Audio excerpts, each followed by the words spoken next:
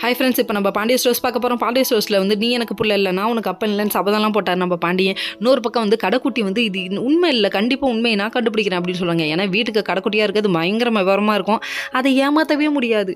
எல்லா வீட்லேயும் நடக்கிறது தானே ஒன்று. அந்த பொண்ணு கண்டுபிடிக்கணும்னு சொல்லிட்டு வேலையில் இறங்கிடுச்சுங்க. உடனே எங்கே உளறி மாட்டிக்குவோம்னு சொல்லிட்டு ராஜா காப்பாற்றுறதுக்குன்னு 2 ஜீவன் அந்த வீட்டில் இருக்கே, நம்ம மீனாவும் கோமதியும் அங்கேருந்து பயங்கரமாக கொந்தளிச்சு போய் ஒடியாந்து அப்படி இப்படின்னு சமாளிக்கிறாங்க. என்ன நீங்கள் இவங்களை கேட்டால் நீங்கள் எதுக்கு பதில் சொல்கிறீங்க அப்படின்னு வேற கேட்குறாங்க. இந்த கடைக்குட்டிக்கு வேறு வேலையே இல்லையா அப்படின்னு சொல்லிட்டு நீ போ முதல்ல இங்கேருந்து அப்படின்னு அடித்து துரத்தி விட்டாங்க. யாரும் பார்க்குறீங்களா? கோமதி அம்மா தாங்க. இன்னொரு பக்கம் நம்ம கதிரை போட்டு தள்ளுறதுக்கு பயங்கரமாக வேலை நடக்குதுங்க. இது யார் பார்க்குற வேலைன்னு பார்க்குறீங்களா? வேற யார், நம்ம ராஜியோட வீட்டில் இருந்து தான்.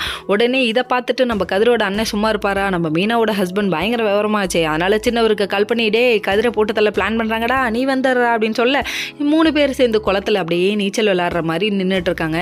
எதுக்கே அப்படி உல்லாச உலகம்னு பாடிட்டு இருக்கீங்க அப்படின்னு சொல்லிட்டு கேட்டுட்டு அதுக்கப்புறம் என்ன சொல்கிறாங்கன்னா 3 பேர் அண்ணன் தம்பியும் ஒன்றா இருக்காங்கிறதுக்காக வேணாம் இன்னொரு நாள் பிளான் பண்ணிக்கலாம்னு சொல்லிட்டு கிளம்பி வந்துட்டாங்க. கதிரோட அடியை நீங்கள் இன்னும் பார்த்ததில்ல, பார்த்தீங்கன்னா மயங்கி விழுந்துருவீங்க. சரி, ஒரு வழியாக தப்பிச்சிட்டோன்னு சொல்லிட்டு கதிரோட அண்ணன் எல்லாரையும் வீட்டுக்கு கூட்டிகிட்டு வந்தா வீட்டில் ஆளுக்கு ஒரு மூலையில் இருக்காங்க. ஒரு வழியாக பாண்டியனை உட்கார வச்சு டேபிளில் சாப்பிட வைக்கலான்னு உட்கார வச்சிட்டாங்க கோமதி அம்மா.